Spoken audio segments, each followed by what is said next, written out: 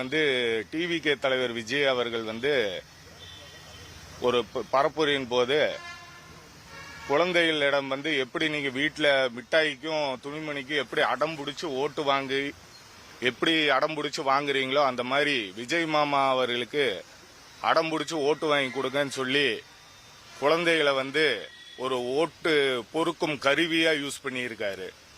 இதனால வந்து என் வீட்டில் வந்து என் குழந்தை வந்து ஓட்டு போட போகும்போது நீங்க டிவிகேக்கு தான் ஓட்டு போடணும், இல்லாட்டி நான் சாப்பிட மாட்டேன், தூங்க மாட்டேன், படிக்க மாட்டேன் அப்படின்னு சொல்லி அடம் பிடிச்சி என்னை வற்புறுத்தி டிவிகேக்கு ஓட்டு போட சொல்றான் என் பையன். இதை சமாதானப்படுத்துறதுக்கு எனக்கு பெரிய விஷயமா போச்சு. மக்கள் கிட்ட எவ்வளோ குழந்தைகள் வந்து இப்படி சொல்லி விஜய்க்கு ஓட்டு போட சொல்லி இருக்காருன்றது மக்களுக்கு தெரியும் நல்லாவே.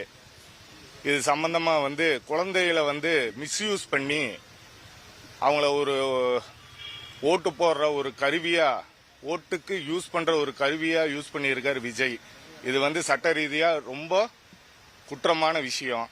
இது சம்பந்தமா வந்து நான் இன்னைக்கு காவல்துறை ஆணையரிடம் புகார் கொடுக்க வந்திருக்கேன். நேற்று வந்து எலெக்ஷன் கமிஷன் கிட்ட இமெயிலையும் போஸ்ட் மூலியமாவும் புகார் அளிச்சிருக்கேன்.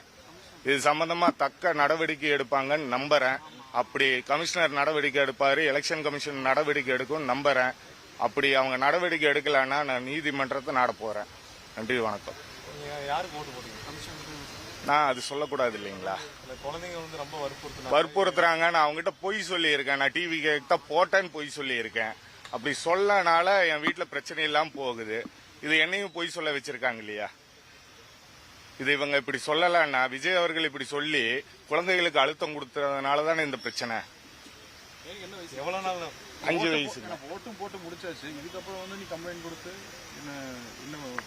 எனக்கு ஓட்டு போடுற அன்னைக்கு தானே இந்த பிரச்சனையே வந்துச்சு. நான் 23ஆம் தேதி ஓட்டு போட போறேன்னு சொல்றப்ப தானே இந்த பிரச்சனை வந்துச்சு. எனக்கு வந்ததுனால நான் வந்து புகார் தர்றேன். இந்த மாதிரி எவ்வளவு பேர் மன அழுத்தத்துக்கு ஆளாயிருக்காங்க, எத்தனை பெற்றோர்கள் வந்து மன அழுத்தத்துக்கு ஆளாயிருக்காங்கன்றது வந்து என்னால் புரிஞ்சுக்க முடியுது. என்னை மாதிரியே எத்தனை பெற்றோர் வந்து பாதிக்கப்பட்டிருக்காங்கன்றது எனக்கு புரியுது. பொய் சொல்ல வைக்கிறாங்க பெற்றோர்களை குழந்தைகள் இடத்துல. இனி தேர்தல் முடிவு வந்து எப்படி வரும்ன்றது எங்களுக்கு தெரியாது.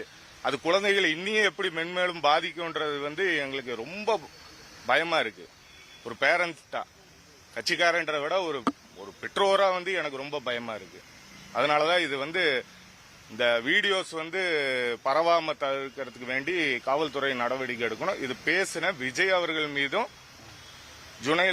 ஜுனைல் ஜஸ்டிஸ் ஆக்ட் மூலியமா நடவடிக்கை எடுக்கணும். பிஎன்எஸ் நான் நியூஸ் பார்ப்பேன்.